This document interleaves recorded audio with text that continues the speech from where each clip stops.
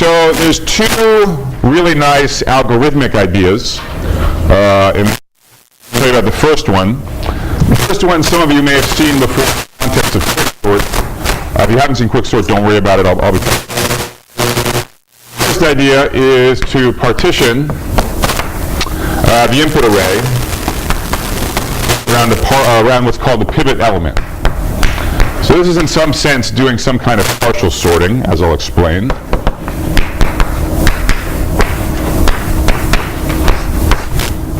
Okay? So what does it mean to partition an array around a pivot element? Well, first you pick some element of the array.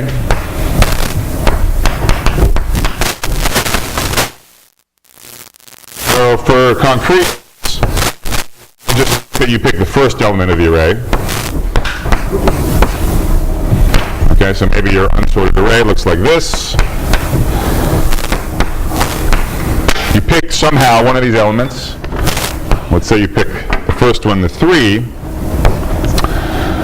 Let's rearrange the elements in the array. You're going to make them in some or sorted. You're not going to totally sort the array. That would take too long. But you'll sort it a little bit, and in particular, you will make sure that this pivot element is up in this array. By which I mean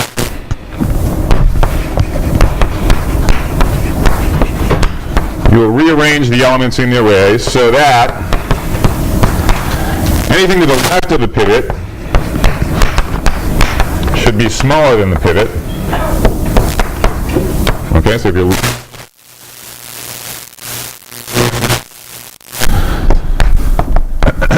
and you rearrange things so everything to the right of the pivot is bigger than the pivot.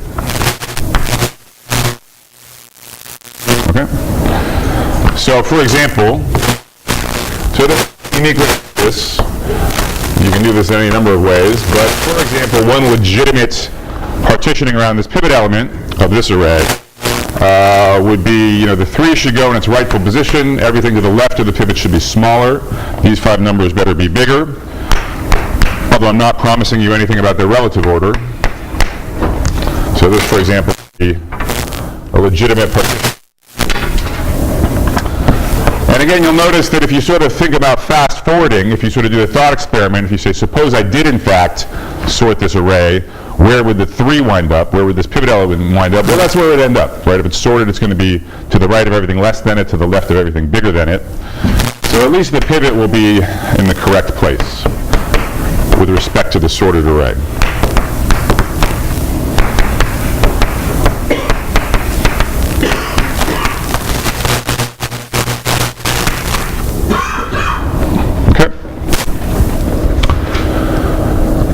That's the first idea. Why is this a good idea? 2 reasons. So 2 good things. Partition.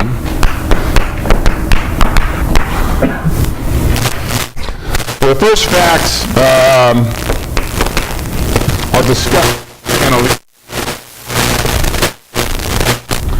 So I claim that this primitive, this subroutine, is not difficult to implement in linear time. Okay, basically with a single pass through the array. All right, so the handout, today's handout number 6, which covers today's lecture, discusses this, and there's different ways to do it. I mean, if you just wanted to convince yourself there's some way to do it in linear time, a sort of easy way is just make a copy of the array and then walk pointers down. So basically walk a pointer down this array, fill in the copy of the array from the left side and from the right side simultaneously. Elements that are less than the pivot you fill in from the left, elements bigger than the pivot you fill in from the right. The pivot goes in the final gap that you have at the end. That's linear time because it's single pass through the array. That's not how you'd implement it in practice. I hope many of you have seen the practical way of implementing it, but by sort of a very clever one pass combined with swapping, you can actually partition an array around a pivot in place. Okay, so any programming text will give you the code for that. You saw it in 106 or something like that. Okay? Anyway, so the purpose of this lecture, just remember that basically it's very cheap to call this partitioning subroutine. Okay, it's linear time, and if you implement it properly, it's in place super fast. Okay? So that's the first reason it's a good idea. It kind of takes almost no time, super fast.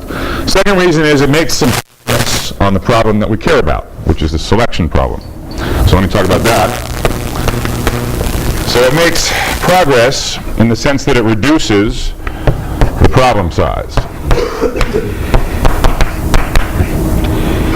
Okay? So for example, what if we were looking for the median in the original input array?